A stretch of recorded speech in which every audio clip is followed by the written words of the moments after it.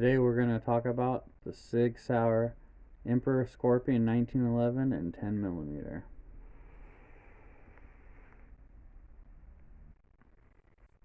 Alright, this is just a little video about the Sig Sauer Emperor Scorpion 1911 and 10 millimeter, but first show you that there is no magazine in there and that there is nothing in the chamber.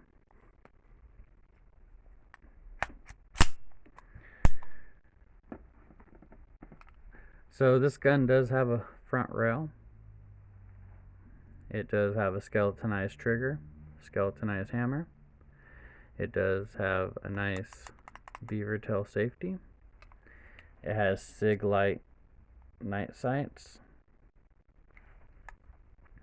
It has black G10 Piranha grips with the back strap as well. It does have ambidextrous safeties on both sides. There is a really nice checkering on the front of the grip, and then there's also a nice little finger groove cut on there. The color is FDE. There was it was a limited production run.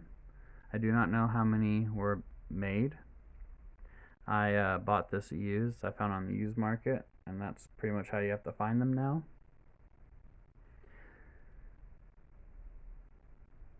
In case I didn't say, because I don't think I did, it has a 5-inch barrel, and it does come with 8-round magazines. The only disappointment really with this gun was, like I said, I did get it used on the used market, but when I got it and I took it out to clean it, I put it upside down to reassemble it, and the ejector fell out. I guess apparently Sig has a problem with some of the 1911s where the ejectors either are not completely in all the way, or they just have a lot of problems with them. And so mine was no different. Just took it down to the gunsmith. Was a couple minutes. The pin was still in there. Just had to hammer it fully in there so it actually held in the ejector, and everything was fine. Took it to the range to shoot it, and it shot fine, ejected fine. The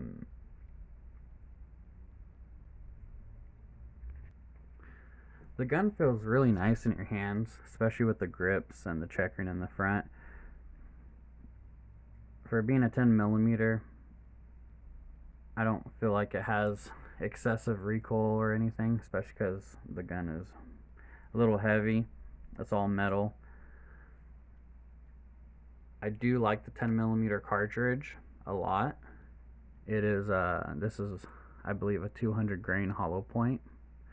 And just for a little bit of comparison, this is 147 grain hollow point for a 9 millimeter.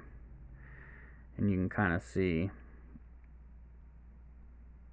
if I can get them straight here, you can kind of see the difference in how big the casing is and how big the bullet is compared. But even though it's a bigger bullet, bigger casing, and more gunpowder in it, it still is a nice shooter. I've only shot a 45 and a 40 a couple of times because I don't have any of them, and this actually seemed a lot nicer to shoot than the ones I shot before, the 45 and the 40s. But those are also polymer guns, not really all metal guns like this, so I figured the weight probably has something to do with it. But it's really nice to shoot. It is a little heavy for what it is. So like concealed carrying, it is a little hard sometimes,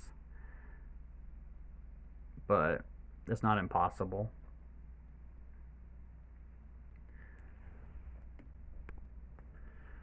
In a few weeks, the fire season will be done over here, and I can actually go back to the outdoor range. The one time I did shoot it, I was at the indoor range, and the way that they charge, you don't really have a lot of time to really go through and test a lot of things for a long time because you only have about an hour. And plus, I don't really like indoor ranges too much. I like outdoor ranges, being outside.